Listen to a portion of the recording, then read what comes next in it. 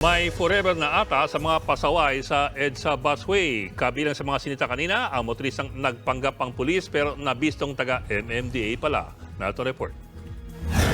Walang lusot sa mga otoridad ang rider na ito sa northbound lane ng Malibay Road sa Pasay kanina. Nagpakilala siyang pulis gamit ang jacket at sticker ng PNP. Pero nang tanungin kung saang unit naka-assign, natameme ang rider. Dito na siya umamin. Hindi siya pulis, kundi empleyado pala ng MMDA. Bukod sa paglabag sa disregarding traffic sign, tinikitan din siya dahil sa kawalan ng Certificate of Registration.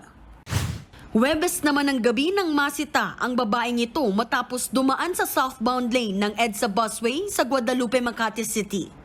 Nagpakilala siyang militar at pamangkin ni Police Major General Mario Reyes pero itinanggihan ni Reyes. Ayon sa Director for Logistics ng PNP, hindi niya kamag-anak ang babae ni hindi raw niya ito kilala. Planong kasuhan ni Reyes ang babaeng motoristang nahuli sa busway. Pero hindi lang mga ordinaryong motorista ang nahuhuli sa busway. Si dating Ilocos Sur Governor Chavit Singson natikitan na rin dahil sa pagdaan ng kanyang convoy sa busway. Personal siyang nagtungo kanina sa tanggapan ng MMDA para mag-sorry at bayaran ang multa ng 5,000 piso. Pero bukod dyan, nagbigay siya ng 200,000 pisong pabuya sa mga enforcer na nanghuli sa kanya. Pero hindi raw yan suhol, kung hindi donasyon. Bawal magbibigay ako ng pabuya para lalaki yung multa, para mabawasan ang kasalanan ko. Total, public naman to. Ang suhol, tinatago. Ito hindi tinatago. So bahala na mga lawyers ni Chairman kung paano gagawin. Tinanggap naman ng MMDA ang donasyon ni Chavit. Niresebuhan nila ito para ilagay sa general fund ng ahensya.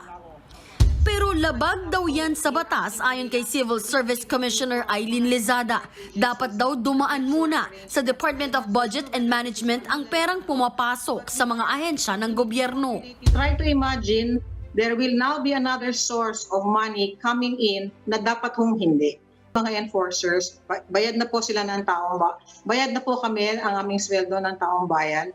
And you do not have to reward us for doing our work. Nagbabalita mula sa Frontline, Marian Enriquez, News 5.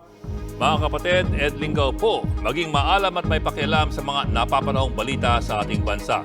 Para sa mas malalimang pagtalakay at paghimay sa mga issue at headlines, tumutok lamang at pag-subscribe sa social media pages ng News 5.